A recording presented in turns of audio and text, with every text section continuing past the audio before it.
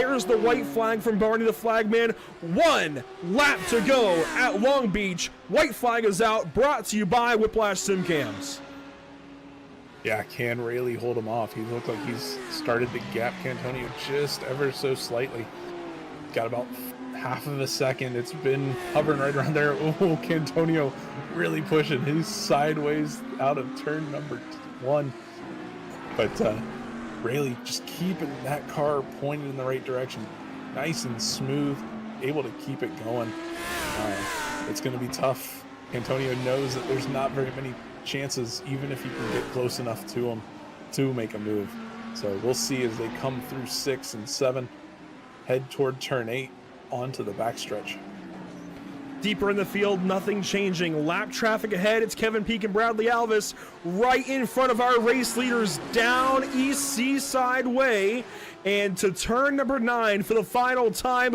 Lap traffic in the way, and Rayleigh goes for it on Peak. He sends it into turn 9. He knows he can't wait. He knows he can't give an opportunity to Kevin Cantonio. Cantonio's going to take it anyway. Ships it into the hairpin, and Rayleigh's going to get away.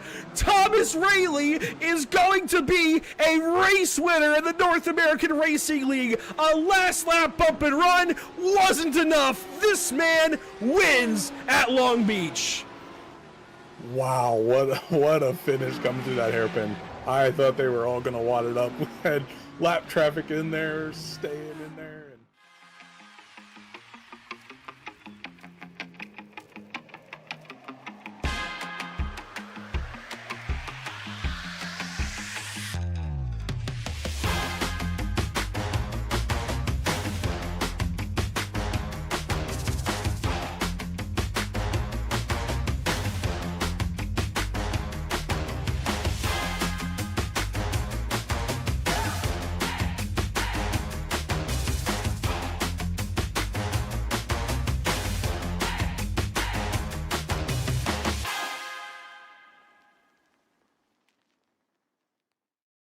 Zelazny might have a run here. He pulls up. 2 laps to go at Auto Club Speedway. What a run this has been. 5 cars out front just dancing around for the lead. Salas back to the bottom. Honeycutt stuck up top. Slide job out of Salas. Crossover out of Honeycutt. 23 should have a big run here. He does. You see Salas starting to cover it up. He goes up the racetrack. Honeycutt's clear of them both. He shoves it up in front of the 23, gets himself loose. It'll be white flag this time by. Salas down low. Zelazny looking for a hole. Side by side, 3 wide, coffee in it. White flag is in the air. 1 lap to go. Brought to you by Whiplash Simcams. Who is going to win the Luke's Playhouse 200? Honeycutt controlling the race. Coffee in second. Tires are aging. Zelazny off the top rope. Got a little bit free. He's going to crash with lights. And yes, wall there. Who knows? Honeycutt, though, leading the race. Can Coffee get a run? He's going to send it. He hits him. Big bump and run. Coffee's going to try and get away. Can Salas get there? Coffee's going to crash. Salas is going to crash. Watch Nick Lights here to the stripe. Salas is going to do it with no front bumper. Unbelievable. Wow.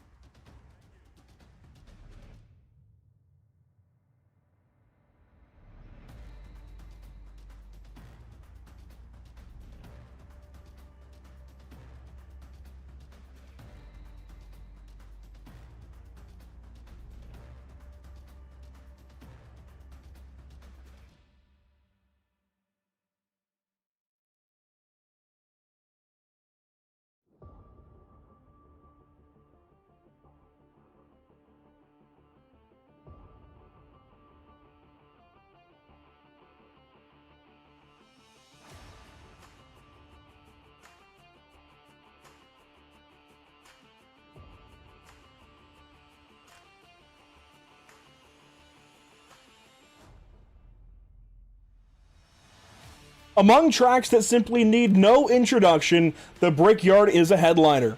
Of course, made famous by the open-wheel racers of the early 1900s, Indianapolis Motor Speedway is a mecca of open-wheel oval racing, but the facility does happen to feature a fantastic road course as a bonus. We're tackling that very course this evening in our third round of NARL GT3 Pro Racing tonight. Welcome to Pit Stop TV and Virtual Speedway, Indiana. Yes, that is the actual town name. My name is Andrew Cardinale IV with Zach Lindgren alongside, and it's a pleasure as always to be joining you for continuing coverage of the North American Racing League GT3 Season number 9. Of course, tonight's coverage from Indianapolis is brought to you by Maradness, by JS Consulting, and by Screw Compressor Service Incorporated. Zach, I'm glad to be here. I'm excited for this round. Indianapolis is definitely a fun racetrack, both on the oval and on the road course. And the road course recently has been remastered. The last handful of years has gotten a few updates and a big rescan on iRacing, and we have the more current version of the racetrack now that does not have that extra kind of twisty bit there early in the lap. We just have that chicane now at turns 5 and 6, and it simplifies the lap as a whole and makes it a lot faster. Yeah, it stays with the...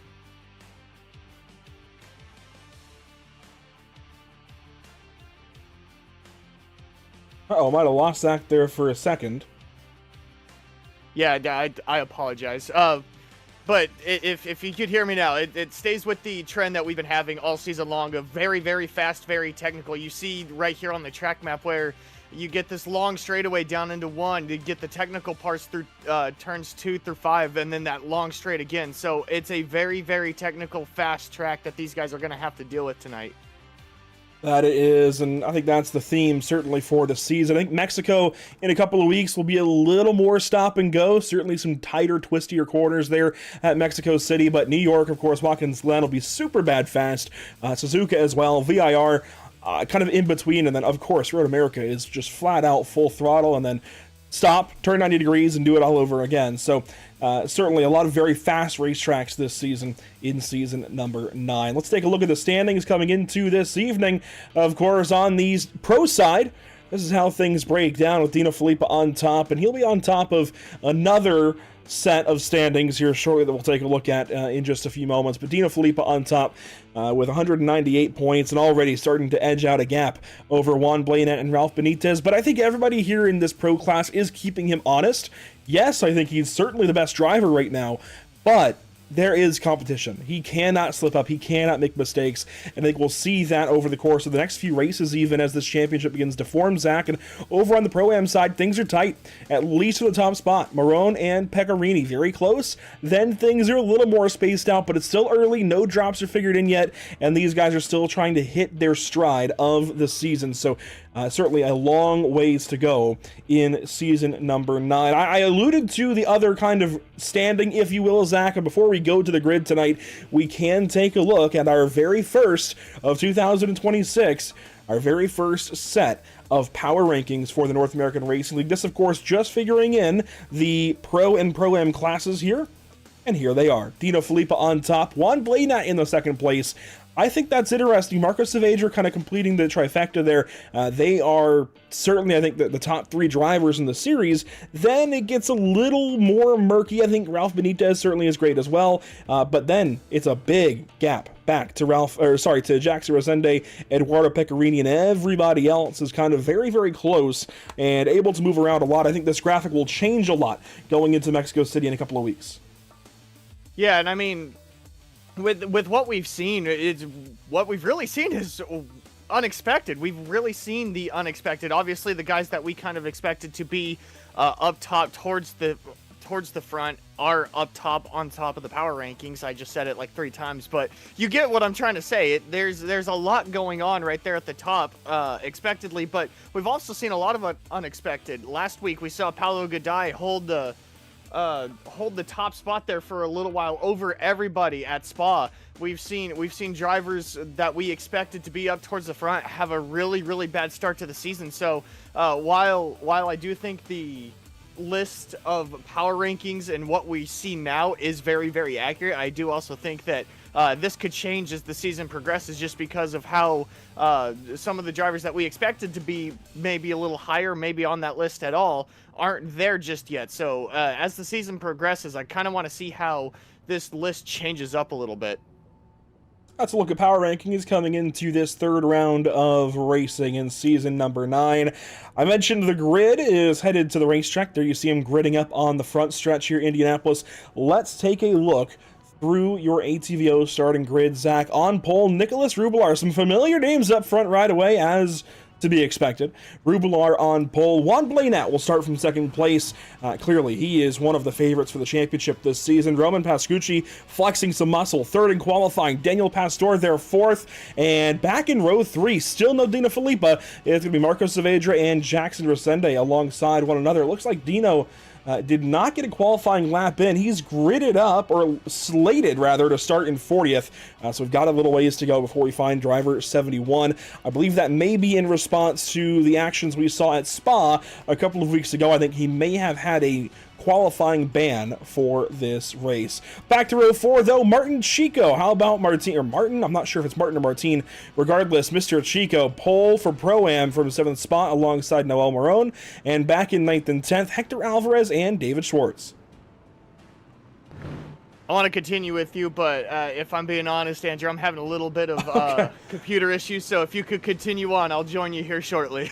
We will do exactly that and continue on down through your grid then. And here you have a look at row number 6. Chris Winstone, who's been joining us for the AM rounds. He grids up from 11th alongside Ralph Benitez. Back in 13th and 14th, Blas Diaz and Josue Ramirez. 15th spot, Miguel Colon. Back in 16th, it's Thiago Moya. Row number 9, though, Scott Ricer, Paulo Godai, and complete your top 20, Manuel Scoli and Francesco Antonicelli. A little further back, south of 20th spot, it's Ricardo Delgado and Jacob Stofko, followed up in 23rd by Nico Wierzbicki, and in 24th by Joaquin Mello. In 25th spot, Angel Ledesma alongside Victor Veloso, and to complete your top 30, how about Joshua Jaramillo, Lucas Souza, Adam Brockway, and Pedro Berger in the 30th spot. 31st, Sam Soyd alongside Romain Rateau. In 33rd spot, it's Nick DePaula alongside Jose Correa in 34th. 35th gives us Diego Era alongside Icaro Piccolo. And back in the 37th and 38th spots, Avery Hart and Andy Rain Miller. Finally, to complete your top 40, Marcos Franco and Dino Filippa from way back on the grid in 40th spot. Scott Kimbrough and Fabio Zampolini also deep in the field, 41st, 42nd. And that will do it. 42 cars here at the Indianapolis Road Course. Whiplash SimCam's details look like this. Nothing really changed. In fact, nothing changed at all. It's the same race details we've been looking at the last handful of weeks.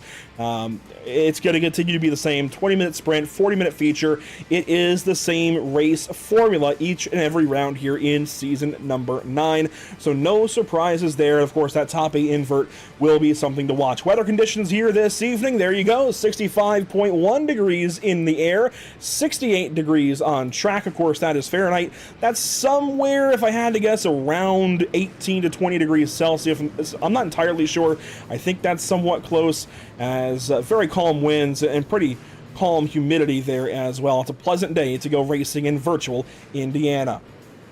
The drivers do get an early green here in Indianapolis. We'll turn the engines down, or turn the music down, turn the engines up, and get ready for racing here at Indianapolis Motor Speedway. There goes the iRacing.com safety car. It's about to get busy here. Out of the final corner, turn 14 onto the front straightaway on the Yard of Bricks at Indianapolis Motor Speedway. Round 3 for the North American Racing League GT3 Pro Drivers is about to begin off of turn 14. There's the green flag, green lights. We are racing at Indy.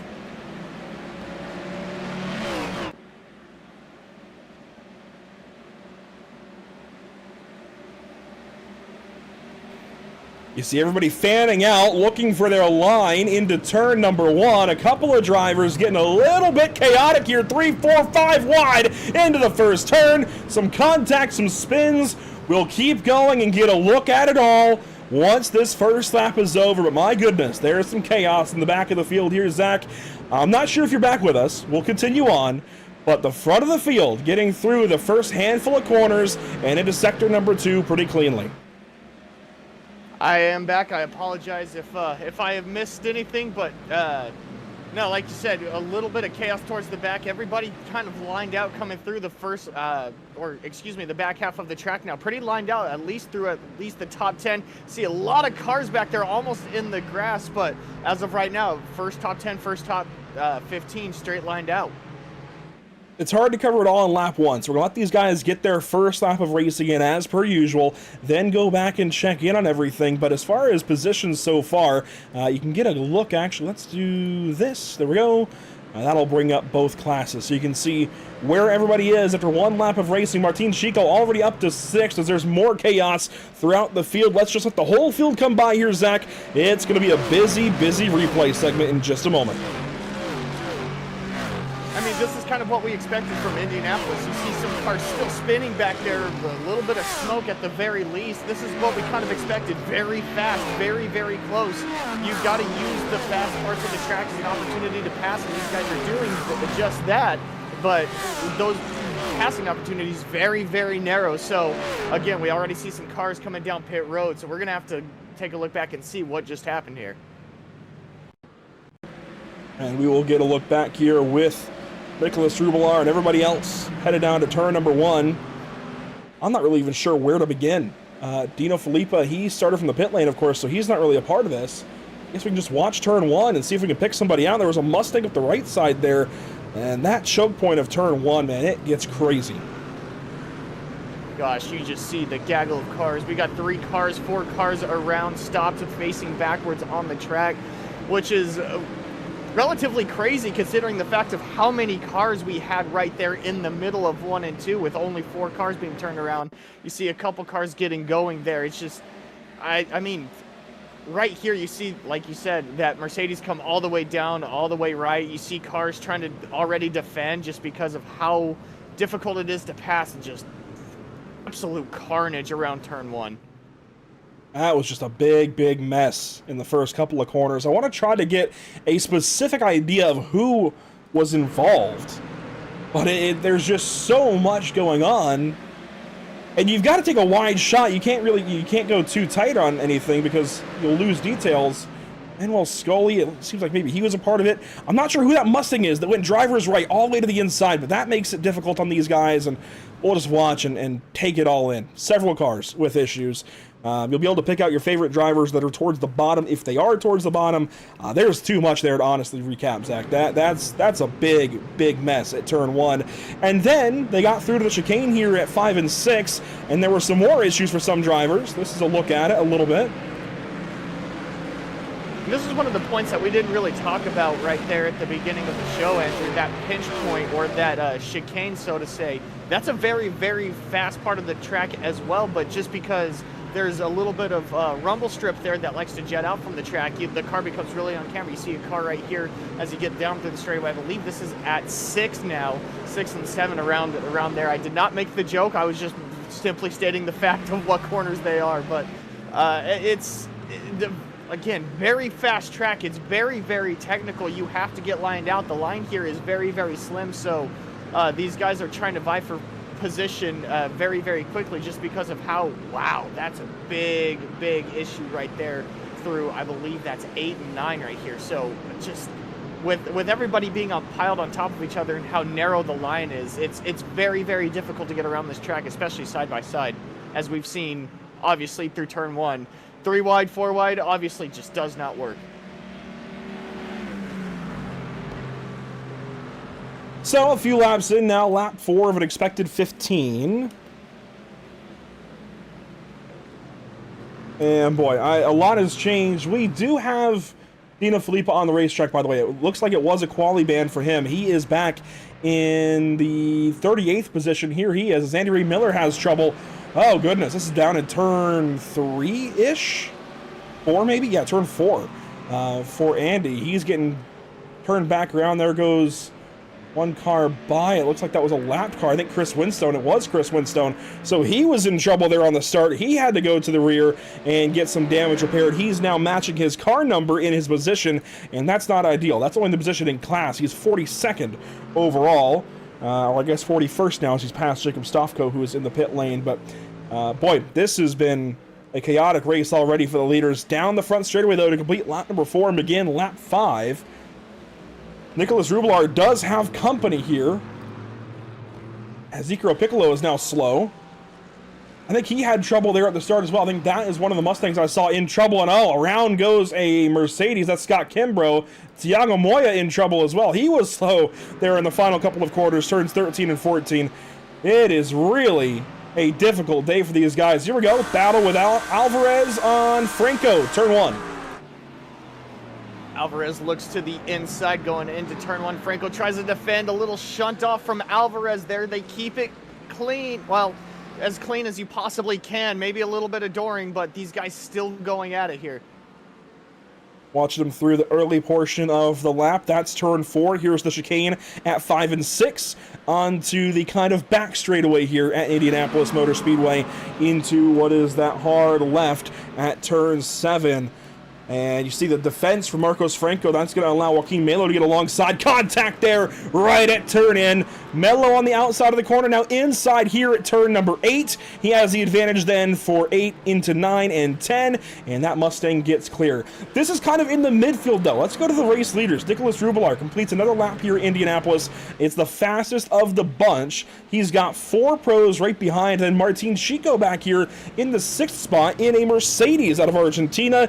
He is leading in Pro-Am right now and has plenty of time, about 2 seconds or so, 3 seconds even, back to Blas Diaz in the 55 car. There is Diaz. He is just behind a couple of pros in Ralph Benitez and Jack Surasende. Blas then has company in the form of Jose Ramirez as everybody's trying to find their way in this race. I suspect, Zach, everybody's going to learn from this one and try to be a little more mindful into the feature race in just a little bit, the, I guess, endurance race of the evening. Kind of a sprint and endurance race format, and I think in the longer race of the two, I think these guys are going to be forced to calm down or face penalties.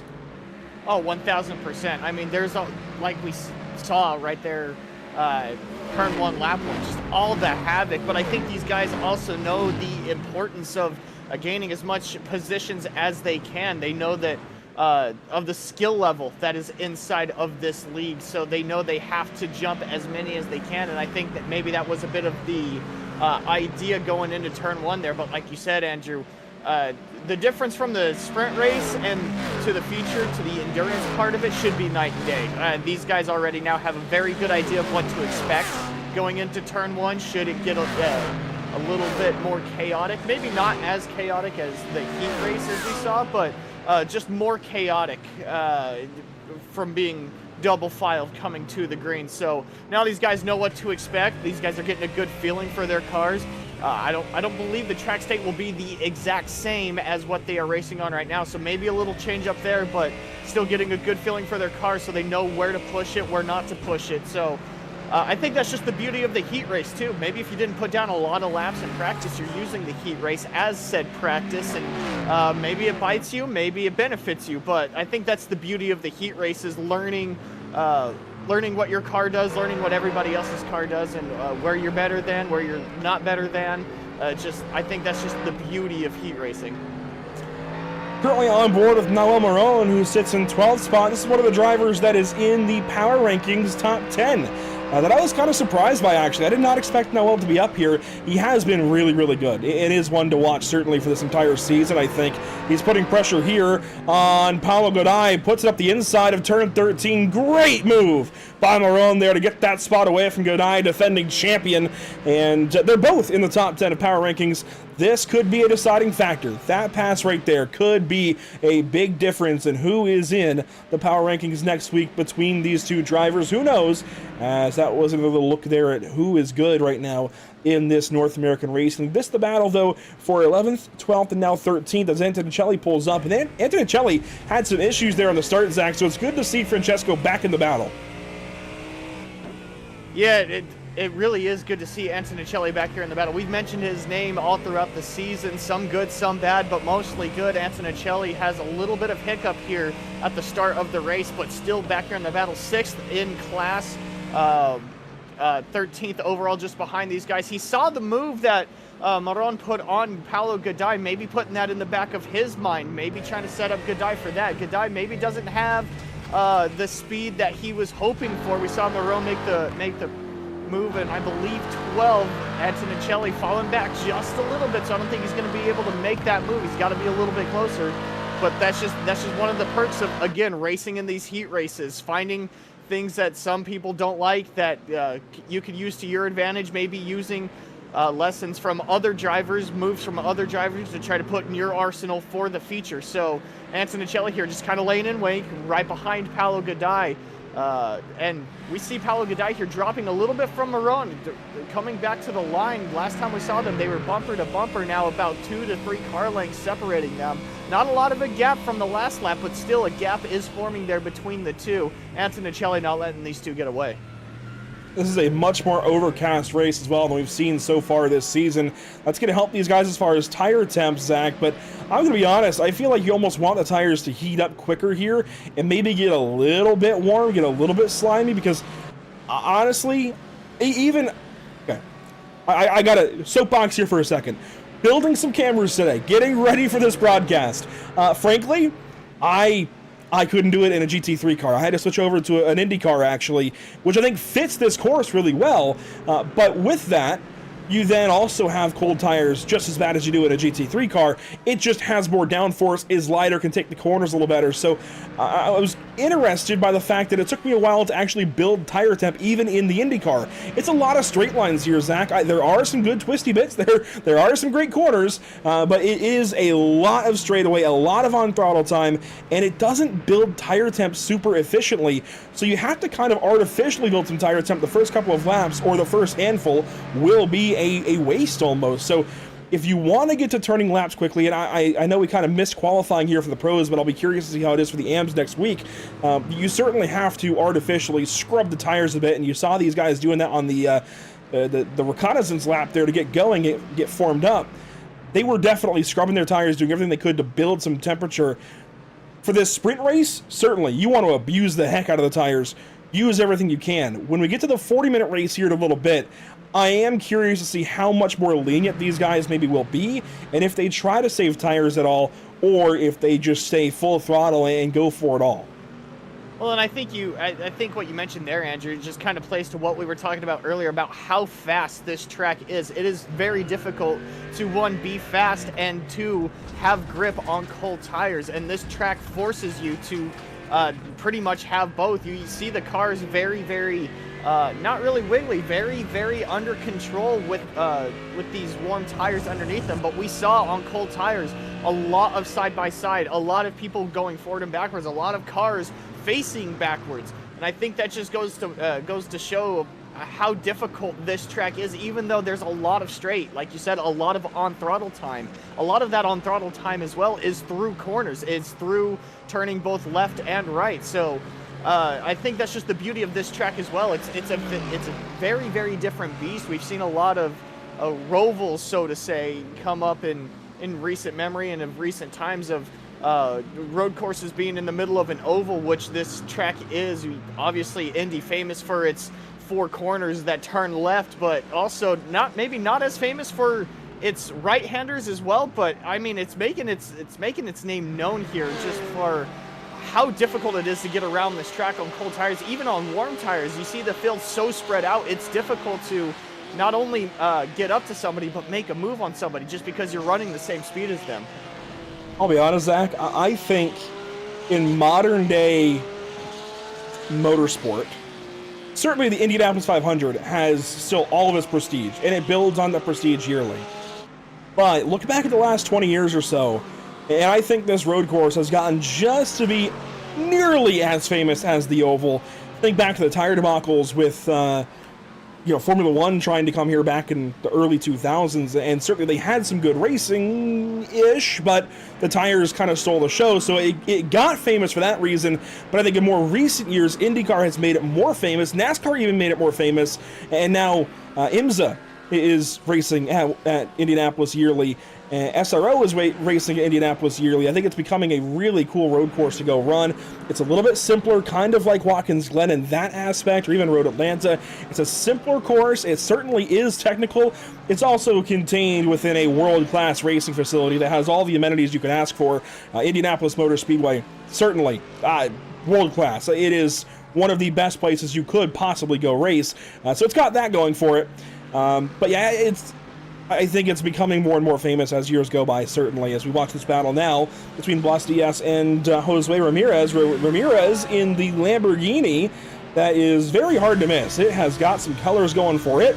And Ramirez now on the offensive, trying to get back by the 55 car. This would be for 9th place overall, but Zach, this would be for 2nd here in Pro-Am. It is still 1 spot back of the invert. They would have to get up to those Mercedes ahead of Jackson Resende and Ralph Benitez, but this is kind of the first step to getting there as time is running out. Yeah, I mean, I think right now is the time where, like you said, with time running out, you don't really want to battle. Obviously, every position is going to count towards points towards the ends of this. Excuse me, count for points towards the end of the season. But like you said, with them being just outside of the invert, if that's the goal here, if that's what they want to get to, battling would be the worst part of it. But it does look like they're a little bit too far out with how much time they have left. So I think right now, well, as we see Ramirez take a peek, he's going to back out on Blas Diaz. But again, if the goal is to try to get up to that invert spot, then they really need to work together here, not battle and get up there. But if that's not the goal, if points is the goal right now, then by all means go at it. We see Ramirez right on the back end of Blas. Blas is having a little bit of trouble going wide in some corners, whereas Ramirez is keeping them nice, tidy, and tight. So right now I feel like Ramirez is kind of in the catbird seat to try to take over that 2nd position. He's going to look to the left here. I don't know if he's going to be able to make a move. Hard braking into the corner. You see Blas Diaz have to go wide because there's a car to his inside. He's going to have the inside here. He's going to be able to hold that position, but it looks like they're going to throw the invert out the window. They're going to be battling here for P2 in class. Yeah, I mean, you got to battle for the spots. I don't know that you can reason to not battle just because you might be able to get to the invert here in this case. These guys need these points, and Blas, oh, that was sketchy there off the curbing out of turn number 12. So be careful. Certainly curbing going to be slippery for these guys today, and here comes a run now from that Lamborghini. Josue has a run.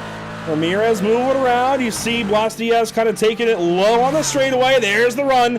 There's the move now from Josue Ramirez side by side to turn 1. Here we go, Zach. And that was a really respectable but aggressive defense from Blas Diaz there. He's still on his inside. He's still got the preferred line there. Wow. He's going to be able to hold it. Maybe a little bit of door. Ramirez didn't really like it. Show him the flashers. Wasn't really a fan of it. But Blas, the car is still not in the track yet. He's having trouble getting through 3 and 4. Now through the chicane, Ramirez is going to have the draft down this long straightaway. We'll see if Ramirez is going to try to be a little bit more aggressive. If there was a door used, Ramirez looking to his left yet again. Driver's left. He's going to have the inside for this corner, but the outside for the next one. A little bit of door here. Blas going to try to push him back out. Blas is going to hold it for right now. Tries to close the door. Blas is not going to have the corner. Ramirez shoves it inside. Give that position to Ramirez. Absolutely epic racing here, and this is going to bring Noel Marone into the fight, possibly for a top 10 for Marone's race. Obviously, this is still the sprint race, the heat race, if you will, but Marone is certainly licking his chops at this point, getting ready to go for it as the leaders have taken 2 laps. No, white flag. White flag for the race leaders. Nicholas Rubelar takes the white here. One more time around for our heat race, our sprint race at Indianapolis Motor Speedway for the pros, and they have definitely spread out. Rubelar certainly with the advantage. No fuel mileage to worry about here in the heat race, the sprint race. These guys can just go flat out, run their race, and get to the end as quickly as possible. But when we go feature racing in just a handful of minutes, they will need to start thinking about fuel and how they want to draft and everything like that. Battle back here, Benitez and Resende. They're pulling right up on Martin Chico. This could get exciting. And then, of course, Josue Ramirez still ahead of Blas Diaz and Noel Marone. A lot going on this final lap, and that's just in the top 10. Yeah, they are pulling up on Chico Benitez and Resende, but it doesn't look like they're going to get close enough to try to take that position. But let's jump back up here to Rubelar as we see him coming through the final corners. We've seen him have really good runs, just end up poorly. He's been on the outside looking in when it comes to some moves. He's had some bad luck go his way at the start of each race. He's usually confined behind Blanat, Pascucci, and the teams of like, but not here in this heat race. He pulls out to a 2.5 second lead coming across the line. Nicholas Rubelar will win tonight's heat race. Jackson Resende going to pull around and take the final position within the invert. There he goes across the line in 8th place. Ramirez over Diaz over Marone there for 9th, 10th, and 11th. Francesco Antonicelli pulls up on Paulo Godai. No dice there. Another battle further back.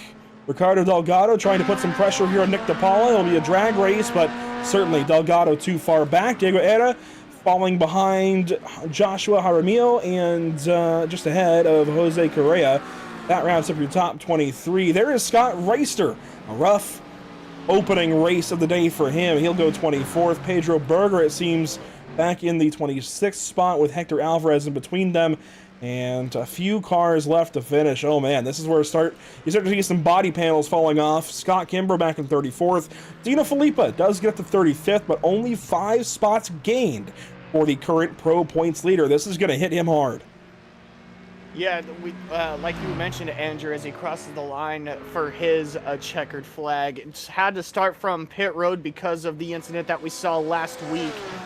So had to start from pit road. Didn't really make it back up to the field. I think the only benefit here for Saavedra, or excuse me, for I'm drawing a blank, but his benefit right now coming up to the feature race is that he's going to be grouped in with everyone now. He's not going to be starting miles behind the field. He's going to be starting still at the tail end, but with the field. So I think that's the benefit for him right now.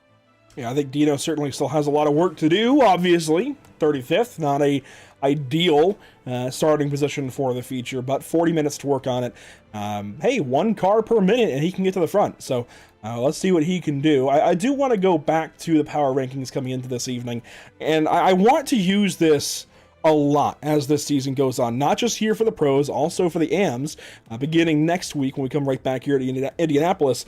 I think this is going to be a very fun graphic to watch the evolution of. I was going to say evolvement, but no, it'd be evolution.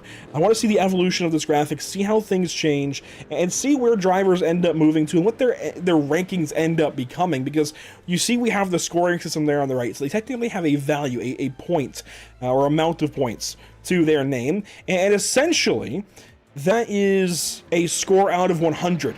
100 is absolutely perfect, Zach. You start on pole, you lead every lap, you win the race, and I don't think we can technically have that because I think technically it takes the starting position of the feature race. I think in this case, we can't technically get perfect as one car hits the barrier back there.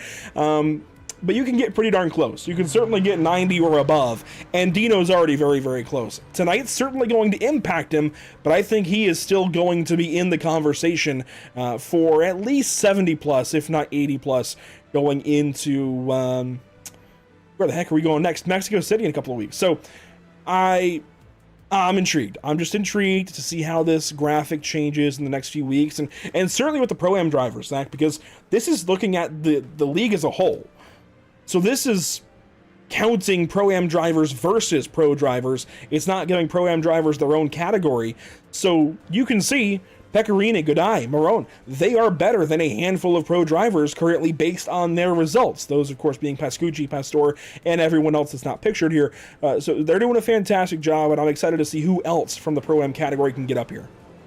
Yeah, no, I completely agree, and that's what I was going to say. 6th, 7th, and 8th there, Eduardo Pecorini, Paulo Godai, and now Marone being inside the top 10, and as you mentioned, this is a list of all drivers. This isn't just a split list of the Pro-Am and pros. This is all drivers combined, so to still have some Pro-Am drivers inside the top 10, not only populating the bottom numbers, almost halfway up, just behind Resende's Pecorini. I mean, he's behind him by, what is that, 6 points? So 5 points. So I mean, or excuse me, 0.5 points. So it's incredible to see some of these drivers. And one of the things that I want to challenge the viewers to do, take a screenshot, do what you have to do to take a picture of what we see up on screen now. And once we get down towards the end of the season, maybe even the last race, pull this picture back up just to see how much this has changed. We know that there's going to be some drivers up top, but just to see how much it would change inside the power rankings. That's one one of the things that I'm excited to see as well, just how much is going to change throughout the rest of the season. I'm definitely excited as well to see how it evolves over the course of season number 9, as we've said. So that out of the way, I do also want to take a look at upcoming broadcasts here on the channel, and this is just a snapshot of what's upcoming for us. Obviously, we've got plenty of races across the board for the next handful of weeks and months throughout 2026, but this is what's upcoming in the next week or so. Later tonight, actually, right after this broadcast wraps up, in case you're wondering why we've been like right to the punch just before the race gets started, well, we've been prepping 2 broadcasts in one day because we're live right after this race with the Pierce Fleet Service Super Series for the Sim Auto Racing Association as they take super late models out to their final mystery race of the season. You've got 2 races to go tonight and next week, and then they are crowning a champion at Southern National next week. So if you have any kind of interest in oval racing, boy, have we got you covered. From that race here in a little bit to the NORL Retro Cup Series at Las Vegas here on Monday. That's going to be fun. 2003 NASCAR Cup cars. Even if you're not a diehard oval fan, 900 horsepower, 900 bald eagles screaming around Las Vegas Motor Speedway. Come on. You got to get into that just a little bit and check it out on a Monday evening. We'd certainly like for you to do so. And then, boy, Talladega Super Speedway for the BRB Sundance Pro Series. Talladega is always fun. That's all I can really say there. It's going to be a very exciting race for those guys. It's the middle of their chase. They're trying to crown a champion themselves, and it is crunch time for all of those drivers. And there's a lot of great storylines with a full pre-race show beginning at 8:30 p.m. Eastern on Tuesday, February the 17th. That, of course, will give way to us to go back racing with the AM drivers here on a Thursday next week as we bring them out to Indianapolis Motor Speedway before we go racing at Mexico City the following week for the pros. Of course, we talked about who would be getting the final invert position here in the feature race as we do invert 8 drivers between the sprint and feature race each week. And well, Jax Rosende, of course, will lead off the ATVO starting grid then for tonight's feature event. He'll start alongside teammate Ralph Benitez. Back in row 2, Martin Chico in the 189. He ends up winning in Pro-Am, and boy, he's got a leg up to start this one off. He's ahead of Marco Saavedra, Daniel Pastor, Roman Pascucci, and so many more, as Juan Buena will, of course, start in row 4 alongside Nicholas Rubelar as they went first and second, or I guess second and first, respectively, there in the heat race. Jose Ramirez and Blas Diaz ended up just shy of that invert. They'll start 9th and 10th. Humaron and Paolo Gaday will be starting in the next row behind them, 11th and 12th. Francesco Antonicelli and Victor Veloso will be starting 13th and 14th. We saw a fantastic battle between Maron Gaday and Antonicelli. They're still going to be right on top of each other. Continuing on, Miguel Colon and Angel Ledesma will be starting 15th and 16th. Right behind them, Sam Soyd. We didn't really get a chance to mention his name. He started 31st in the heat, finished 17th. That's where he will be starting. Look at these cars zigging back and forth. They know the importance of having warm tires as this race gets going. But to continue on, Nick DePaula, Ricardo Delgado, and Nico Worsbicki will be starting 18th, 19th, and 20th. The only thing I can liken this site to is almost like a double helix structure, like DNA. Like it's spinning around. That's the only thing I can think it looks like. That is cool. The way these guys are weaving back and forth in their lineup and everything. It's like a double helix structure like DNA. That's fun. But Joshua Jaramillo will start from 21st alongside Diego Ed. A couple of Pro-Ams back here. There should be a lot of Pro-Ams to the end. Jose Correa 23rd. Scott Reister 24th. Hector Alvarez and Pedro Berger, a pro driver, back in 26th. It'll be Avery Hart in 27th. Joaquin Melo 28th. And to complete your top 30, Manuel Scoli and Tiago Moya. Fabio Zamperlini and Icaro Piccolo will be starting 31st and 32nd. Adam Brockway and Scott Kimbrough will be starting behind them 33rd and 34th. Dino Filippa will be the last of the pros that will be back here in the field. Again, he had to start on pit road, did make it back up to 35th. Now he's going to be starting deep in this field. Right next to him, David Schwartz. Right behind them, Romain Reto and Lucas Souza, 37th, 38th. 39th, 40th will be Jacob Stofko and Andy Ray Miller, and then just behind them, rounding out our field, is going to be Chris Winstone and Marcus Franco. That will end out the rest of the field. 42 cars ready to go after it now for 40 minutes here at the Indianapolis Motor Speedway. I love coming here, particularly with Indy cars and on the oval, but I gotta say, Zach, I have been excited for this round since it was announced. The Indianapolis road course is a rare opportunity for us to kind of flip things around and go backwards down the front stretch and take some extra twists and turns here in Speedway, Indiana, and it is definitely a good-looking road course. iRacing has outdone themselves with the graphics here. It looks so much better than it used to, that's for sure. Weather conditions as we get set to go for our feature race tonight, they have not changed really at all. Mostly cloudy skies have been building, and every once in a while you see the sun peek out a little bit, but certainly cloudier than we've had for most of the season to this point, including the AM races in between these pro races. We'll let these guys speak for themselves. Here they go. The start zone just off of turn 14 as they break back onto the front straightaway. And Jackson Resende in control. Ralph Benitez, Martin Chico, Marco Saavedra, Daniel Pastor, your top 5. Green flag on the yard of bricks once again.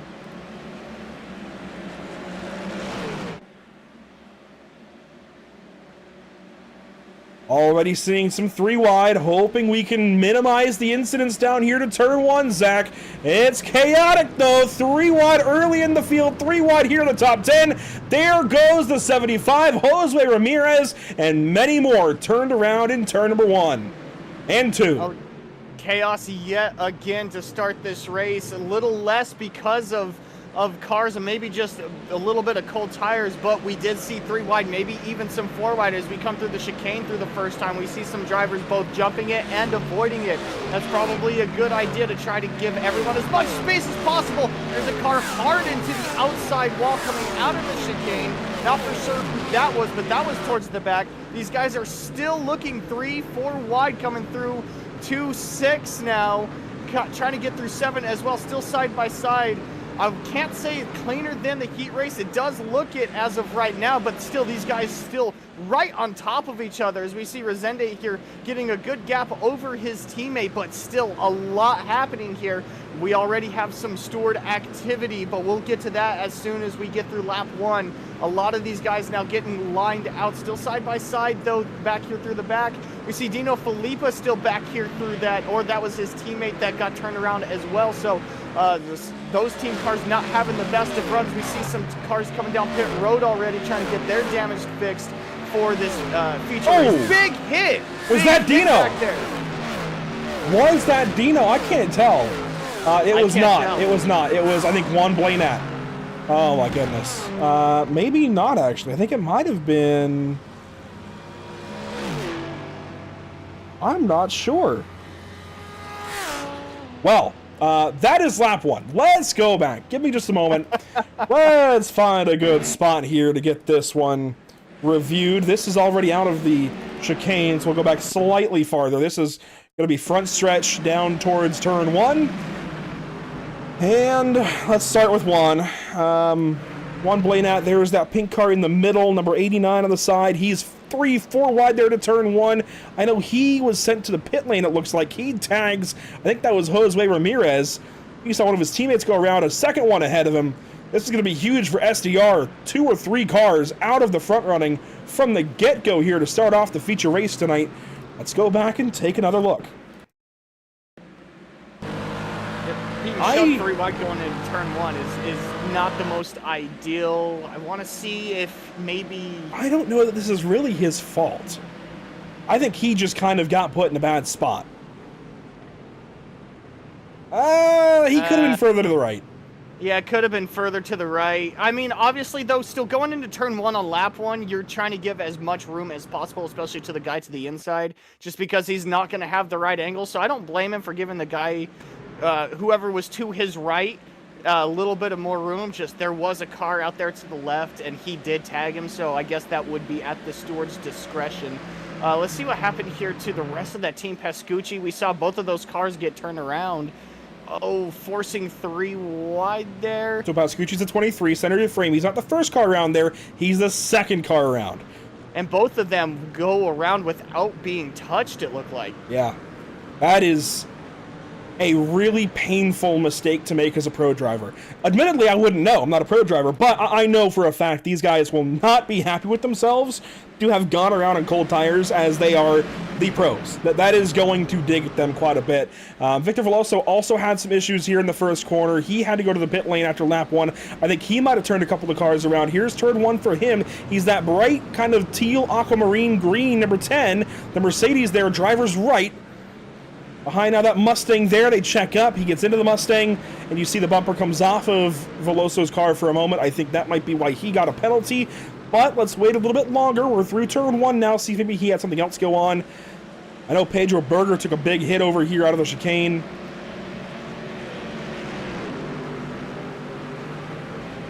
I don't see anything too crazy for Veloso here. Let's check out turn 7. That could be crazy too. No, it must have been what happened at turn 1. So let's go back and see what happened to Pedro Berger quickly. I want to get back to live picture. I promise I do. There's a lot to unpack here. A lot to unpack, and as I mentioned before, there were some names that were specifically mentioned by the stewards. We'll get to them as we kind of go through the rest of what happened here. Berger has to use a slowdown here because he had to avoid everyone through turn 2. Denny Hamlin, Chase Briscoe line. Yeah, he really had to take that. You see a car sliding back there. Now he's trying to get back up to speed. Still cold tires. Not really sure what the car is going to do. Yeah, clips that grass a little bit. Maybe that rumble strip of the car just took off. Yeah, he just went off into the barriers. We're going to go ahead and wrap up lap 1 because something very significant has happened just a few moments ago. Dino Filippa with a big problem. We're just going to follow from here and see what happens to driver 71. Cars around ahead. He gets through that okay. Right behind Avery Hart. But I saw him with a very large issue about a minute or two ago. So we could review lap 1 probably as long as we wanted to, Zach. We're already 6 minutes in. We'll check out what happened here to Dino and then get back to live picture. I want to check it all out. Frankly, there's too much.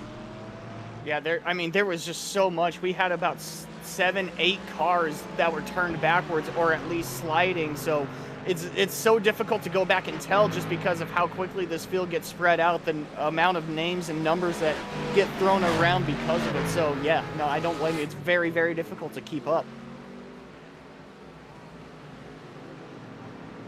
I suspect Dino's problem will be early here in this lap based on how far I went back, but I'm not entirely sure.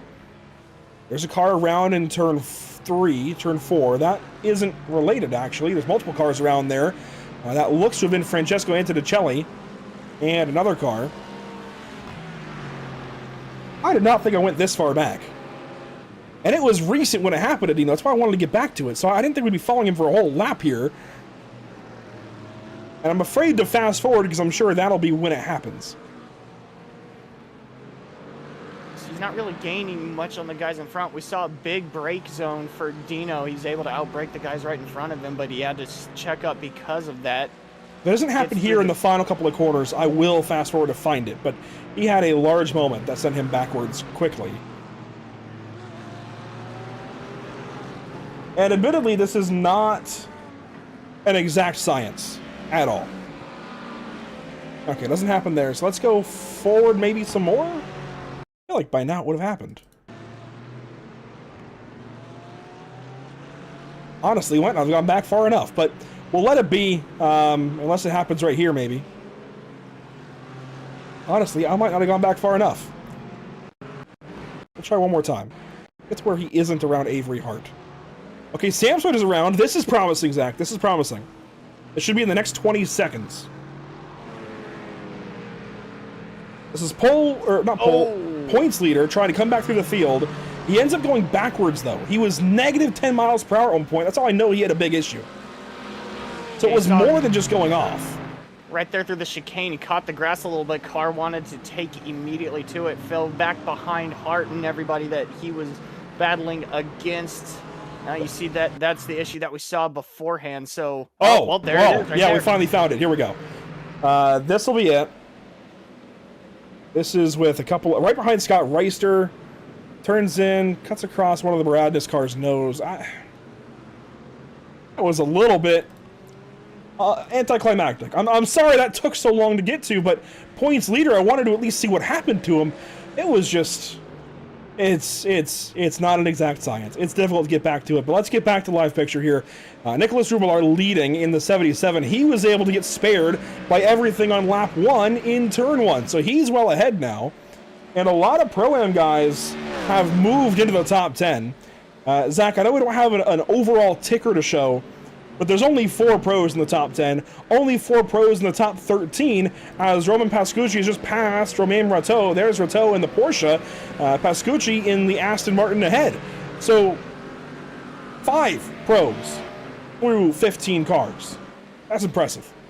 That is very impressive, and I think it just also goes to show that just because, like we've been kind of harping on the whole season up to this point, is just because you have that title of Pro-Am versus Pro doesn't mean that you're any less than these guys, that you can still get up here and run with these guys. And to outnumber the pros pretty much 3-1 in the top 15, maybe 2-1, 3-1, it's very, very impressive that you're able to do so. Sure, the first 3 may be pros, but with the rest of the field all the way back down to 15th, primarily being Pro-Am, is just very, very impressive because these guys are battling the exact same thing as these pro drivers. So it's just very impressive to see, as we see Chico fall 1 more position right there, but still leader of the Pro-Am field. So it's just very, very impressive. That will be less than ideal for Martin Chico. He will now have a string of Pro-Am drivers, in fact, 2nd through 9th in class, all on his back bumper. Bas Diaz, Noel Moron, Miguel Colon, Angelo Ledesma, Joaquin Melo, Joshua Jaramillo, Thiago Moya, Hector Alvarez. I mean, 8 cars now lined up that could pass him. This is going to keep him much more honest than that sprint race, surprisingly. You know, I thought the advantage he got from the inverted grid of the top 8 would actually give him a huge leg up. No, not really. All the issues for the pro drivers that started in the middle of the top 10 have made it harder on Martin. He's got a lot more company now right behind. There is a gap, I will say, of about 10 seconds in the middle of that lineup, but still, any mistakes and he's going to have cars on him for position, as Jaramillo has an issue here with Hector Alvarez bullying one another off the racetrack that allows Pascucci to go by. I don't think this is done, Zach. I think Jaramillo was being more careful because they were 3 wide to let the driver by. As you see here, big lunge, big moves happening here, right here towards the back. He's going to come down pit road. He does have damage on the front of that Ford Mustang, so he's going to come in, take his quick repair, and it's right on the cusp, really, of making it to the end. Maybe that's what he was trying to advise, just to try to get to the absolute point where he can come down and make it to the end, which I feel like is a smart move.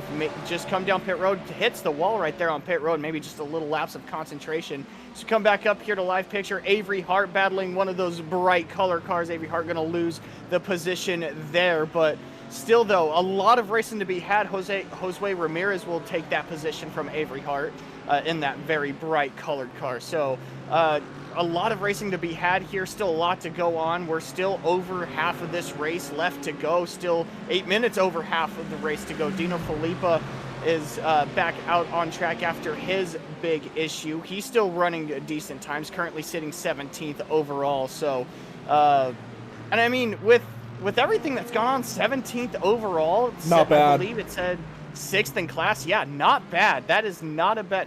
It just goes to show, again, just sure, you need some things to go your way, but a lot of stuff has happened to the pro drivers, and he's still almost inside the top 5 for class. He is within 10 seconds of Joaquin Melo, who runs 10th overall. I think in 27 minutes, he has a chance to get there. I'm not going to say it's guaranteed at all. I think it's more realistic for maybe him to get to the top end of the lineup of Pro-Ams he'll soon approach, about 2 seconds up the road. That would put him 13th overall. Even that would be an impressive day, considering the startup for him, as here's a battle with Nick DePaula in the Mercedes and Josue Ramirez in that Lamborghini. Ramirez takes the spot. DePaula has to settle and slide back into 20th overall over Avery Hart and more. Fabio Zamperlini with Chris Winstone just behind. There's Zamperlini in his signature golden Lamborghini, and there is Winstone in his black and gray Ford Mustang. I mentioned earlier we've been commentating with Winstone the last couple of Thursdays that we've run AM cars, and he has done a fantastic job switching from the driver's seat to the broadcaster's seat. He has a future in it, Zach. He's coming for your spot, maybe. Who knows? But no, Chris has been fantastic the last couple of AM rounds. Here he goes with a move now from Icaro Piccolo. He'll try to keep things relatively sorted, maybe. Great heads-up fight here, but it's good to see Chris kind of battling back from some issues there in the sprint race. And he is definitely doing some literal battling. Piccolo on the right side now. Oh! Crossover. Big block from Piccolo. Block. And Winstone feeds it back. I'm not going to lie. I think that was warranted. I feel like that's warranted as well, especially coming out of a corner, getting into the next corner. It's very, very difficult to throw an aggressive block like that. Piccolo was still able to get away from Winstone there, but I feel like that was very, not deserved, but fair play. Fair play on both ends. Yeah, if you're going to block all the way down to the very edge of the racetrack like that, into that kind of corner, you got to expect a bumper. I know that's more commonplace in stock car racing, especially on road, but frankly, that was a really aggressive move over to the right from Piccolo to try and shut that down. I mean, it's part of racing, man. You can't prevent the guy you're battling from getting a competitive line every single corner you're battling. You've got to accept it sometimes, and frankly, you've got to have the wherewithal to get back up on the saddle and get back at that driver. So, yeah, more than just the fact that, you know, Chris is one of our guys, I guess, that was a little frustrating to see. That was just a really aggressive block. But I digress. Here we are nearly halfway through this feature race. Several cars are pitting. It would be very difficult to recap every car that's hit the pit lane, although there are a great number of them. And, oh, Scott Reister, by the way, he is out of it. I didn't even realize this. He had an issue, a massive issue on the start, and I do want to see, Zach, if we can try and get back to it. Bear with me. This will take just a second to queue up, as this is a battle between second and third. I don't think it's much of a battle. It's Rosende and Benitez, their teammates, second and third, trying to run down Nicholas Rubelar. Give me just a second here to queue this up. Gotta find the 42 and then go back here. Let's go back just slightly further. We were mentioning him through the heat race, and maybe not had the best of heat race, but that car was in one piece at the end of that. Scott Reister obviously not in one piece now, and I don't mean to joke at the league owner. Scott, please don't get mad at me. You see the three wide right in front, of him. He's being very mindful of it. He's letting them kind of battle it out, letting them have their gap. That way he can kind of take advantage of whatever misfortune may come of it. But that also backed him up to the guys right behind him. Everything clean and green through the chicane, but this is a fast part of the track and then a huge braking zone, so I wonder if it happens right here. That's Thiago Moya behind him. It looks like, I can't tell who's ahead, actually. Contact there. And he's put three wide here between a Maradnis car and Moya, then Kimbrough behind, and Reister just pulls off. I think it was frustration from him. The contact there could have also bent something in the suspension, and he might have just pulled off, not wanting to contest the rest of the race with a bent race car at that point in time. So it's hard to say, but unfortunate scenes there for Scott. And did you see that wheelie Jackson just pulled? I really did, and I've been watching that. Most of these guys come up through the chicane using that rumble strip right there is kind of, they're not really taking it. Well, they are taking it, but they're not really trying to go around it. They are ramping it each and every single lap. Mostly every driver you see here not really trying to get around. Some don't even hit it. It's just impressive because with these cars, they want to be so low to the ground. So anytime you get them up, anytime you get them de-wedged just a little bit, these cars like to go around. So it's very, very impressive that these guys are pretty much jumping this rumble strip right here. This is really, really interesting. I'm going to try to adjust this angle. Get a little more of the wheelie. MX racing just a little bit. The bike racing, they take that large ramp and land on the other side, maybe that downslope. That's kind of what it's reminding me of, just to kind of keep the car in check. But that also kind of puts it on you. If you don't hit it just right and the car goes around, well, you kind of bit off more than you could chew. But these guys are doing a fantastic job of getting through it. Who the heck installed a jump on my sports car course? What's going on here? I mean, this is insane. The way these guys are taking this, and I mentioned I did some practice laps, reconnaissance laps, if you will, while doing some camera work earlier, and that was in an Indy car, so obviously it's a little more fragile and certainly a little more sensitive to those kinds of things, but I couldn't even get close to hitting that. I had to go wide around that curb. I mean, certainly you want to get close to it still for the racing line, but could not touch it. If you do in that car, you're going to have problems. I can't believe they're hitting it, though, as hard as they are lap after lap. A couple of times in the battle, that's one thing. Qualifying, that's one thing, too. But over and over in a race, that's crazy. It's interesting, though. iRacing certainly, I'm not trying to call iRacing out, but I feel like you don't damage the underbody of your car at all in the sim sometimes. I think we certainly have seen it at times down in rallycross races, but not so much in sports cars. I don't think I can ever recall, unless I'm literally, doing the Bathurst jump maybe. I can't recall ever getting damage from slamming down back on the ground in a sports car. Yeah, nor can I. And I think you make a good point where the damage up top can be detrimental, but there's really no big send here from Blas Diaz going into turn 1. He looks like he will complete that pass, Buzz, but it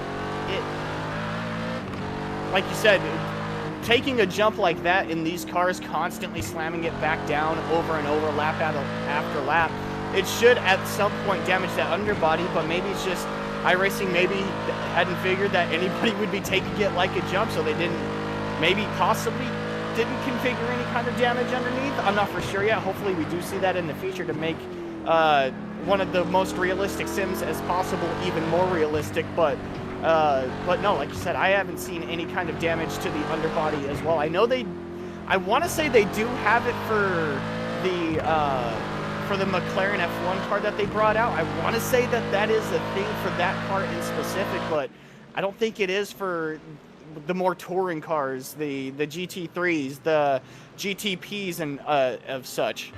I think it technically is. It's just the parameters in which you have to hit to make it happen are very, very strict. Outlap here for Paulo Goday. He just pitted. I'm a little concerned as to why, but he has got a lap down. He has pitted and taken service. It was a full set of fuel, it looks like, Zach. 12 seconds. That's pretty consistent with what we see at every racetrack on the schedule. So it looks like Paulo has made his stop. He's down in 31st. That puts him 21st, now 20th, out of all Pro-Am competitors. He's got work to do. This is one to watch. So certainly as we're about to get ready to do driver of the day, which I think certainly the 77 has to be on that list, the 189 as well. Each of the leaders, they won their sprint races. Here they are in the feature, still leading.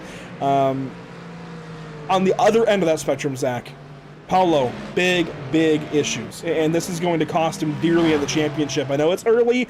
These guys get a drop race or two, but you don't want to have races like this often, that's for sure.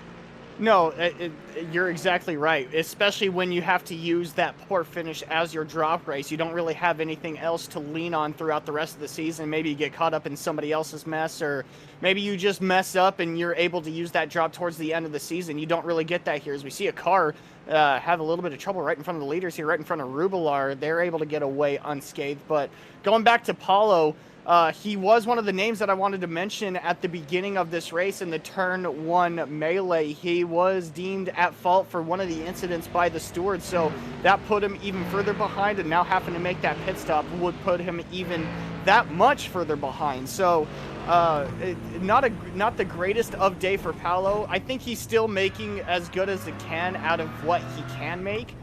We've seen Paulo come back from terrible breaks and still be able to come back with flawless, or maybe not flawless, but fantastic finishes. So I don't really see this being much of a hindrance to Paulo. Maybe just one bad race, and we'll see what he does next week in Mexico. But still, not the most ideal race for him, but I don't think this is an absolute detriment to him. As we ride on board with his teammate Blas Diaz, this is one of the guys that I wanted to highlight, Andrew, just because of how consistent he's been over the season. He has been inside the top 2, top 3 for the Pro-Am much of the season. I believe he has gone without a win. I remember the fight last week he had with his teammate Paulo, where Paulo was able to get around him. I believe it was for 3rd, but or second, one of the two, but Blas Diaz has been in contention in the fight. Now, this is his best chance all season. Overcooks that corner just a little bit, going to fall back behind Chico just a little bit, but still within striking distance.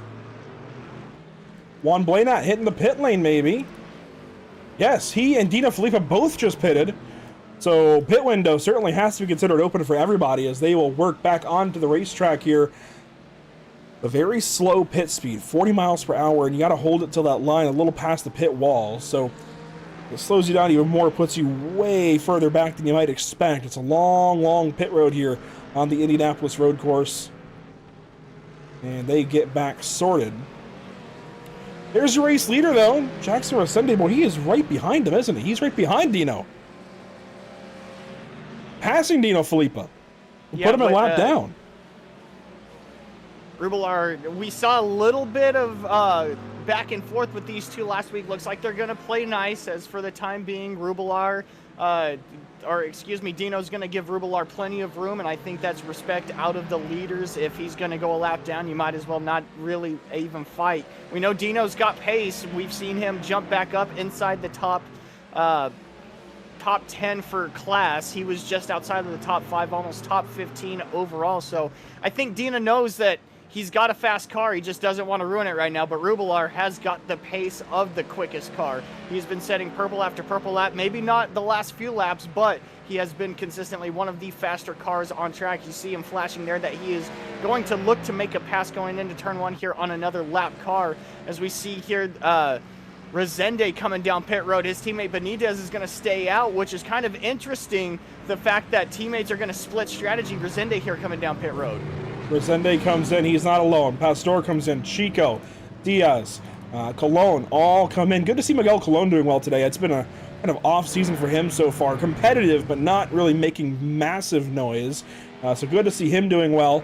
Joaquin Melo will pit in the 19. Jacob Stofko is in. And Ricardo Delgado comes in his Chevrolet Corvette. He's also joined by Fabio Zamperlini in the Lamborghini Huracan. Nick DiPaolo comes in the Mercedes AMG. Icaro Piccolo comes in the Ford Mustang. Are you seeing a theme?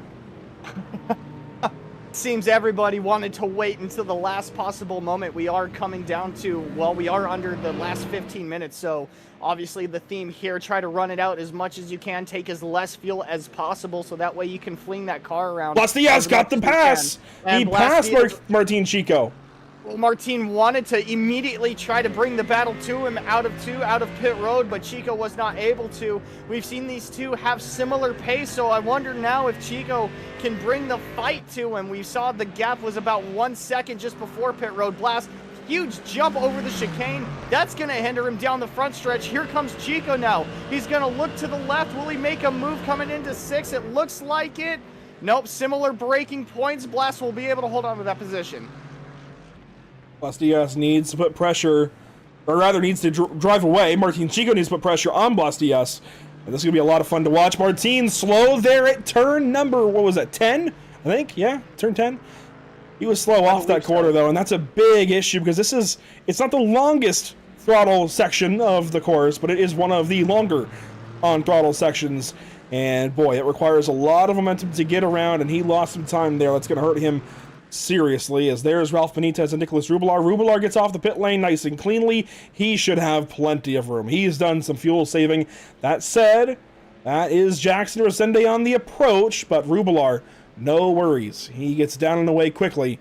He has made his stop. Rosende does file into second place. Pastor looking for third. He will get it over Ralph Benitez.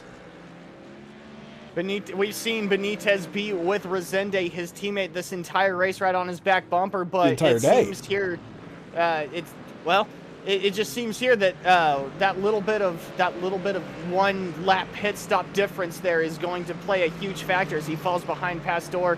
Back to these two in the Pro-Am class. Chico's not let Blas Diaz go, but Blas Diaz has not let that position go. Again, big run down the back stretch. Look left.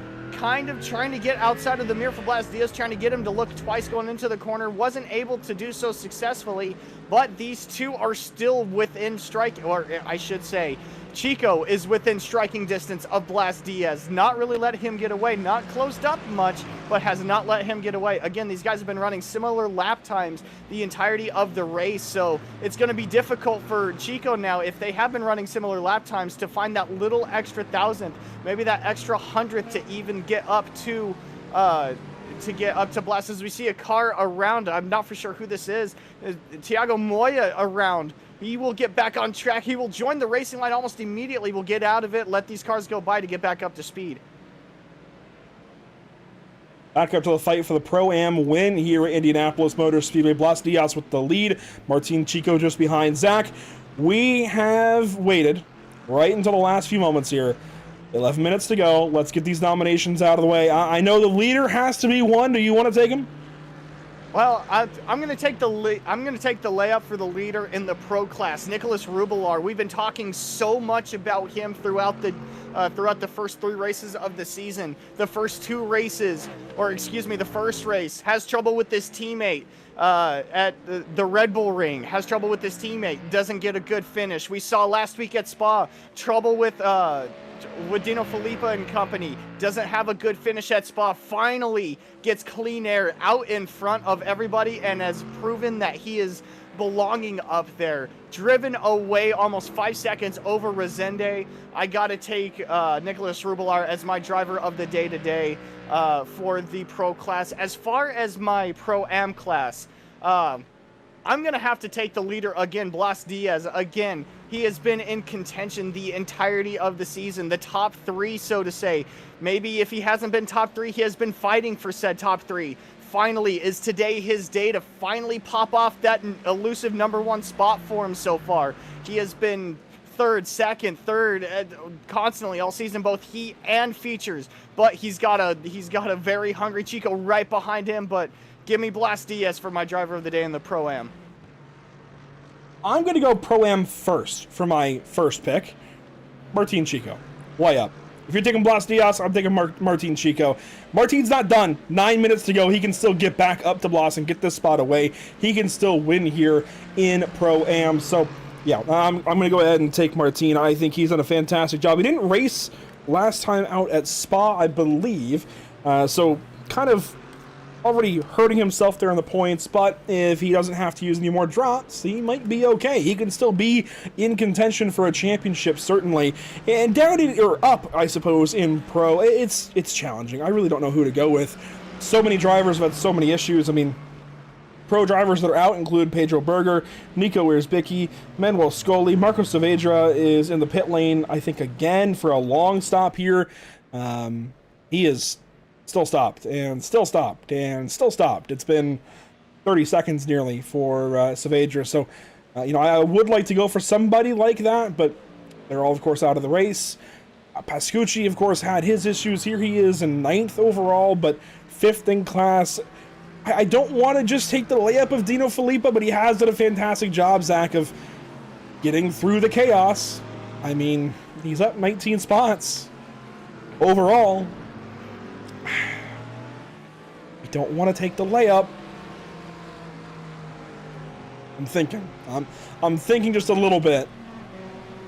Well, if I can give you a little bit of a lob, if I could put another name into your mind, how about Resende? Jackson Resende being inside the top 2 for majority of this race, but also he ran a fantastic heat race all day today. He maybe not have been a contender for the win. Obviously, he's fallen off pace with Nicholas Rubilar, but with Resende having battled with this teammate, with him having a car consistently in his rearview mirror, now with no car in his rearview mirror and still being able to set down really quick lap times, I kind of want to lob Jackson Resende to you just a little bit, just because of how well he's done. Maybe not a big splash in the pan as some of these other guys, but he still put together a fantastic night so far. So I'm just gonna kind of lob that name out there, maybe give you a little bit of a different angle if you're willing to take it. So I think that's one of the guys. I think I'm going to go for Daniel Pastor, and I have a good reason, actually. He's up a couple of spots, whereas Resende has lost positions. I know Resende got the inverts. Like, he did get inverted ahead of guys that technically are faster, but they're all pros, and they should be able to hold their own. So, Pastor is up some spots, and I think what's impressed me is he was able to jump ahead of Benitez in the pit lane, and their pit stop, I know that's overlapping, Pastor's is actually slower. So Pastor just straight up drove by Benitez, and Benitez and Resende, of course, they were teammates. They were running together that entire opening run. I would have expected them to be well clear of Daniel Pastor. So for that reason, I'm going to go ahead and nominate Daniel Pastor here, because he was able to split them up. Obviously, Benitez, had his own issues in the pit stop, it looks like, but regardless, Pastor was able to take advantage, and he's now looking at a podium here this evening. So I'm going to go ahead and give it there to the Dragger Racing driver in car 95. You make a great argument for Resende. I mean, it's like it's neck and neck between the two of them for me. But I think I want to go for Daniel Pastor and switch things up just a little bit as these guys work on wrapping this one up here at Indianapolis. There are some battles towards the back. Jose Ramirez, he's around.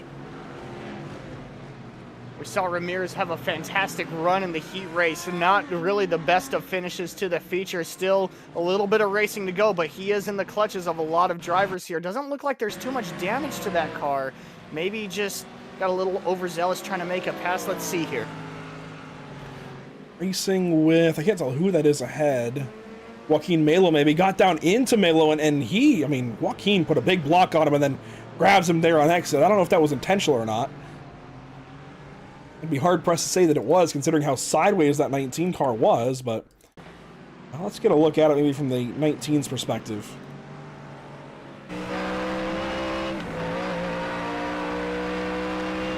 He does develop a little bit of a run from the draft down here down the straight. Maybe a little bit of a late lunge. Looks left. Joaquin, if I recall correctly from the TV camera, so, okay, that's what I wanted to see. I wanted to see the hands on exit of the corner. That wasn't intentional. He gassed up and it came around on him. But down the straightaway here, Zach, you'll be able to see he moves into the braking zone, and that's a big no-no. That's what I was getting ready to say, too. Right you see there. That move right there, and he just comes over to try to block it. Yeah. Especially with the car that's already kind of committed to that inside line. Oh, man. You don't want to do that Pruitt fade, like I said, especially with that car already committed to that inside line. But talking about inside lines, as we see Chico right here, he was looking to that inside, backed out of it on Blas Diaz. This is the continued battle for that Pro-Am top spot. It looks like Martin Chico really trying to outbrake Blas, so he's getting into the corners better, but he's not able to get out, and that's where Blas is able to maintain that gap to Martin Chico. So this little game of high-speed chess right now is not going Chico's way. He does get the draft, looks left, big move really down there middle of the straight to try to get Blas again looking in his rearview mirror, but Blas doing a great job of keeping his eyes forward, not allowing Martin Chico to get inside his head. But these guys still right on top of each other. Blas has not been able to get away, but Chico has not been able to make any sort of significant moves. So these guys still battling it out for that top spot in Pro-Am. And I would think that, we'd see more passes on the front stretch, but Martin just needs to set up turn 14 perfectly. Maybe he can make it happen. I think the trouble, Zach, is it's not even setting up turn 14, it's setting up turn 13. And to get a good turn 13, you need a good turn 12. So it goes all the way back to the middle of what would be oval 1 and 2 to set up for the front stretch. And whoa, he's moved around in the braking zone, I think just trying to scare Blas Diaz more than anything. But you really need to set up a handful of corners together in order to have a good run onto the front stretch. It starts in 12 to get a good run there into 13 and get the right line. That way you can get a good launch out of 13, maintain that through, the sweeper there at 14, staying in the gas, and then you can have hopefully a good run down the front stretch. It is a complex little run back around to the flag here at Indianapolis as we've got a pit stop. Joshua Jaramillo is back on the pit lane. We did see him pit earlier. Remember, he had that damage, and it seems he did not have enough fuel to go to the end. which is just a shame. He tried to. I don't think that first stop was not intentional. I think he did try to stay out as much as he could there with that damage to try to make it towards the end. Just obviously there wasn't able to. Just a shame for him, but I mean, still back up here to the front for Pro-Am. I think you made a good point, Andrew, where in order to set up a pass in a specific corner or on a specific straight, it happens 2-3 corners before that. Again, this track is, excuse me, very, very fast. A very, very difficult track to get around, especially because everyone else is running a similar pace. So you've got to be able to find the weakness of the guy that you're trying to pass and jump on that. Maybe it be a certain corner, but you got to be able to set him up a couple corners beforehand. Blas Diaz doing a fantastic job of holding steady right now, right in front of Martin Chico.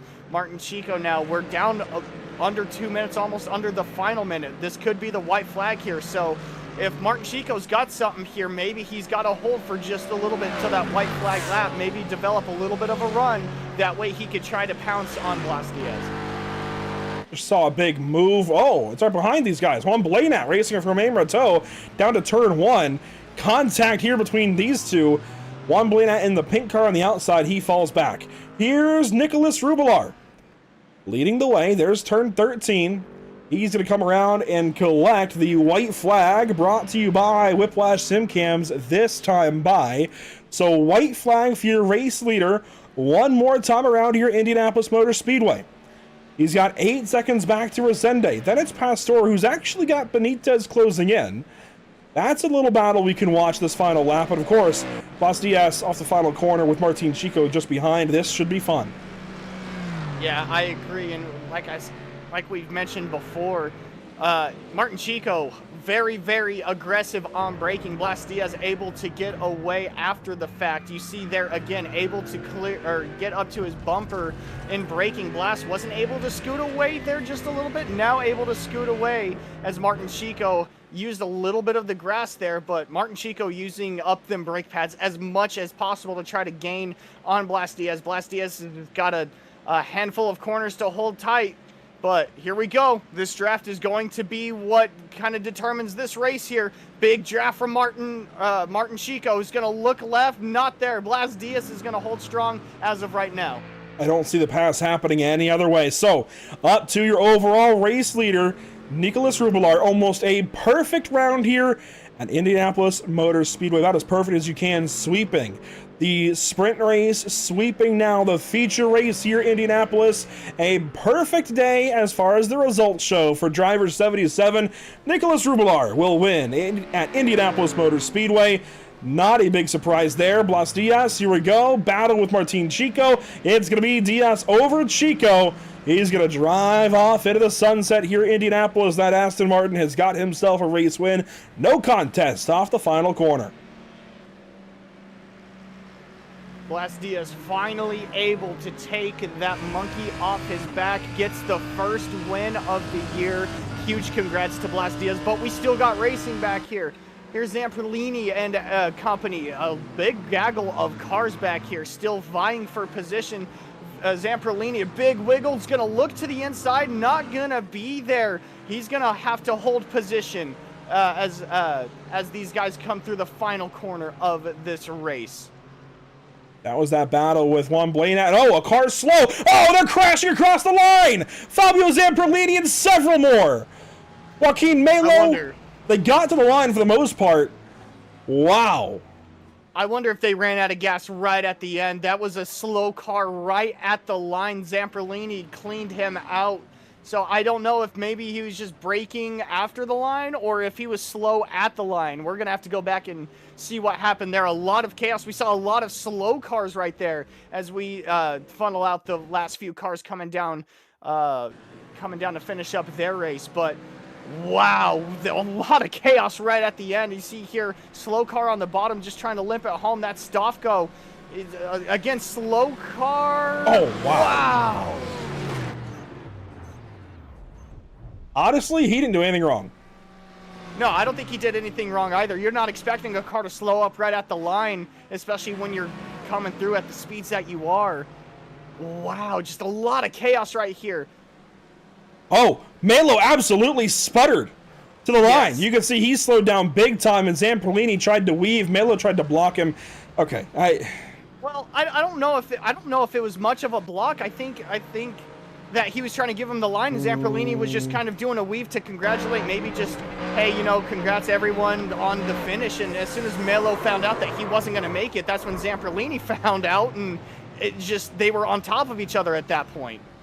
I really don't think it was a block from Melo, if I'm being honest. I think just Zamperlini was weaving his congratulate on the race end, and Melo ran out of gas, maybe gave Zamperlini the line up top to let him go by, and by that point, these two were already right on top of each other. all in all, as far as the results go, it's not very harmful, but that is, I think, something to at least be looked at by stewards and maybe get a decision on later. That was definitely a chaotic moment to the start-finish line. That I think that could be agreed upon no matter what. But let's go back and take a look at your unofficial race results here from Indianapolis Motor Speedway. Nicholas Rublar, of course, your race winner. And boy, what a show it was, your Indy. Here's a look through your top 10 for starters. Nicholas Rublar, Jackson Rosende, Daniel Pastor, and Ralph Benitez. Your top 4. Pastor hangs on to that spot over Benitez for the podium. In 5th place, that is your Pro-Am winner here for the feature event. That's Blas Diaz in the 55. Martin Chico, Noel Morone, Miguel Colon, Roman Pascucci, and Hector Alvarez complete your top 10. Just behind them, Angel Ledesma and Ricardo Delgado. Ledesma and Delgado, both a consistent gradual climb through the heat race and the feature, just outside the top 10 overall. Fabio Zamperlini and Dino Filippa right behind them. Filippa able to jump up inside the top 15 overall, so a good bounce back for him. Romain Rateau and Juan Blaine at 15th and 16th. Just behind him, Victor Veloso, Paulo Gadaya. Good recovery for him to get back up inside the top 20. Josue Ramirez and Tiago Moya will finish out and round out your top 20. And back in the 21st spot, you will find Nick DePaula in car 37. Scott Kimbrough, a lot of Pro-Ams here, right on the fringe of staying on the lead lap or going a lap down. Kimbrough 22nd, then Hart 23rd, Winstone 24th, Piccolo 25th, Mello there in 26th. And of course, we saw what happened there to the line. And Zach, this is where what happened there at the line becomes detrimental. Do you see Fabio Zamperlini? Because I sure don't. Zamperlini, I'm looking, he was ahead, I'm sorry. Wait, so... Yeah, Zamperlini finished 13th overall. So wait, how did Mello end up so much lower? Because he crossed the line. I wonder if he had a black flag, because remember, they do have incident points that they've got to maintain throughout the race. That's what I'm wondering. Pushed him over. That's what I'm wondering, because I expected to see Mello and Zamperlini right next to each other on the results.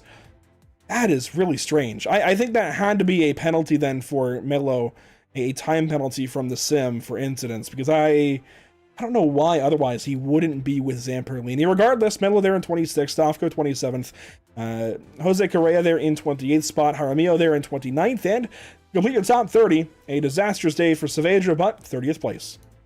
Right behind him, Francesco Antonicella, we were talking about him. Gradual climb from the heat, bad finish to the feature. That's going to hit him hard in points. He will be finishing 31st. Right behind him, Manuel Scoli and Diego Ere will be finishing 32nd and 33rd. Nico Wurtzbicki and David Schwartz, 34th, 35th.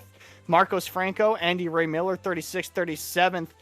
Anna Brockway and Scott Reister, 38th, 39th. 40th will be Samsoid as he exited the sim early. Right behind him, Pedro Berger, as we saw a big hit for him on the initial start to the feature race. And just behind him, Lucas Souza will round out the rest of the field. And here you'll see that final page of results. I'm working on contacting all drivers for an interview quickly. And so, bear with me for just a second, Zach, but yeah, you're all good.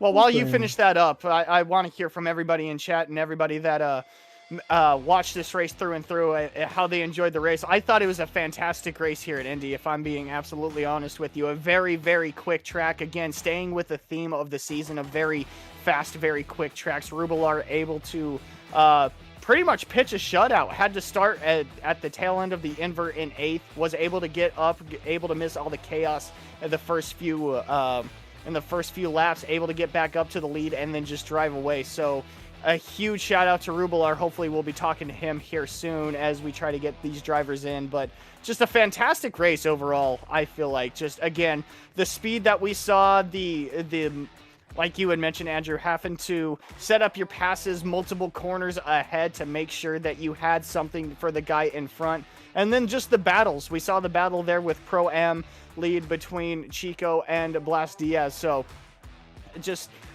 a fantastic race overall, I think, here at Indy. I think it'd be worth, if Scott Reister's watching, I think it'd be worth in consideration for next season to have this track on the schedule again.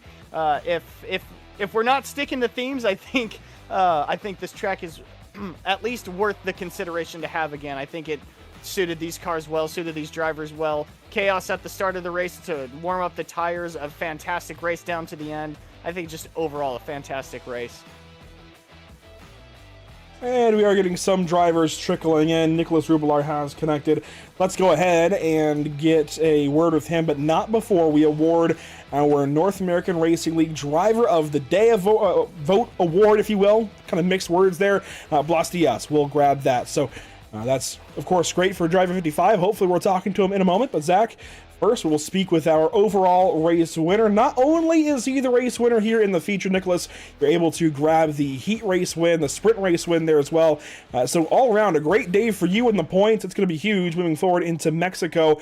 But Indy, boy, was it chaotic. What was it like from your point of view? Oof. Well, with that T1, it's really expected it to be like a chaos. But thankfully, I managed to avoid the incident and make my way up to P1. And definitely a lot of incidents behind you for the most part. You were able to survive, though. Even the feature race start. I mean, were you concerned that you might get hit there on the feature start? Well, there's always that level of concern, you know. So that's why we take it super careful, especially T1. But again, I was lucky because it was on the right place at the right moment, so I just pushed I tried to do my race. And Nicholas, I know iRacing, of course, only has the one South American circuit at Interlagos, but we're at least getting somewhat closer to home for you in Chile as we go to Mexico City next up for the pro drivers and AM alike later on this month. How excited are you to add Mexico here to the season and get racing on what is a new circuit here to iRacing? Yeah, it's a new circuit here on iRacing. It's gonna be my first race actually on Mexico, so yeah, there's a lot of work to do. There's a lot to study, so yeah, we're starting the prep quite early this time. Yeah, definitely gonna need to use all 2 weeks, I think, for that place. It's difficult to get these big, boxy Mustangs, especially to turn there. I mean, are you concerned at all that maybe some of the mid-engine cars might have a leg up on you guys? I think the biggest issue will be probably the straight line, since the track is quite in altitude, so I'm really concerned about the straight line speed, but, well, we have to do something about the corner of the Mustang. Nicholas Rubelar, a big win here at Indianapolis. Best of luck. We'll see you in Mexico. Thank you. Nicholas Rubelar with a big day here at Indianapolis Motor Speedway. On down to our Pro-Am race winner, of course, Blas Diaz and Blas Boy. That was a battle between you and Martin Chico there to the end. Were you surprised to be ahead of him after the pit stop? First of all, I want to thank my team for all the effort we put for this. It was a tough race for the team in the first lap. But yeah, I managed the pace well and I stayed out of trouble. And then I tried to save a lot of fuel and tires because the car is pretty difficult in the end of the race. And yeah, Martin Chico was pushing hard, so I had to stay focused until the very end, really.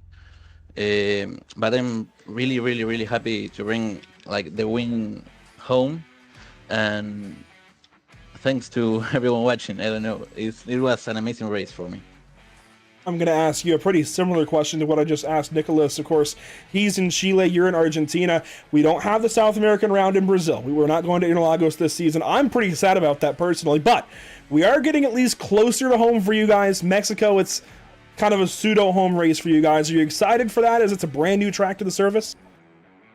Yeah, I'm pretty excited for that race. I don't have that many experience in that circuit, but I know the car is pretty good, I think, compared to the other ones. And I think that the team will be pretty strong there also. Boss, it's good to talk to you. Congratulations on the endurance race win, the feature race win, or whatever you want to call it. A fantastic drive out of Car 55. Thank you very much. Yes, with a big day here at Indianapolis Motor Speedway as well. And Zach, I think that's going to do it as far as driver interviews here today. So we can take a look at what's upcoming once again for us here at the channel. Once more, we are live in just a few minutes, continuing on the festivities this evening as we go to a mystery round in just a few. That's going to be exciting. We don't know where we're going yet. I mean, I do. I got to prep this stuff. But the drivers have no clue where they're going just yet, Zach, and that's always fun. Oh, 1000%. The broadcast that I was a part of where they didn't know where they were going, they ended up going up to Oswego. I think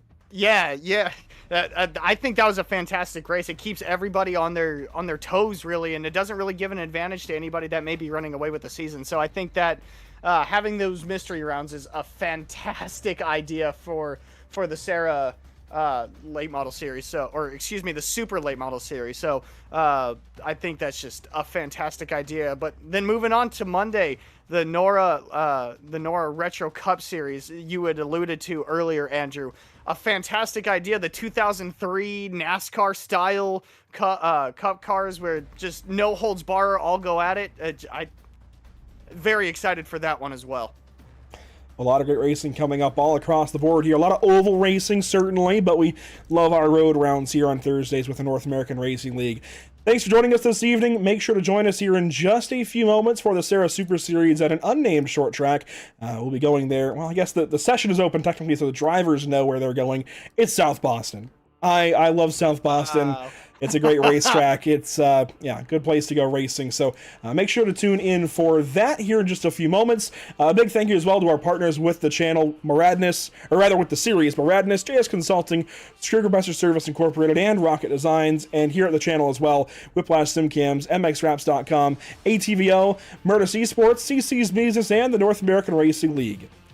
Zach, thanks for being here as always. That will do it for us here tonight. Let me get that graphic down. There we go, out of the way. That's all here from Indianapolis Motor Speedway. Once again, thanks for tuning in. We'll see you all next time here at Pit Stop TV, hopefully in about 3 minutes when we get the Sarah race getting started.